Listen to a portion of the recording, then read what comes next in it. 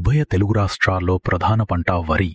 ప్రస్తుత వాతావరణ పరిస్థితులు ప్రతికూలంగా మారటంతో పాటు పెరిగిన నత్రజని ఎరువుల వాడకం, నీటి యాజమాన్యం సరిగా లేకపోవటం వల్ల అనేక ప్రాంతాల్లో సుడిదోమ సమస్య ఎక్కువగా కనిపిస్తుంది.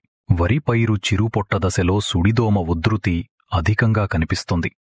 ఈ దోమపోటు వల్ల మొదట్లో పసుపు రంగులోకి మారిన ఆకులు తర్వాత గోధుమ రంగులోకి మారి ఎండిపోతాయి. ఎక్కువ సంఖ్యలో దోమలు ఉన్న చోట్ల మొక్కలు కాలిపోయినట్లు ఎండిపోతాయి. దీనిని హాపర్ బర్న్ అని అంటారు.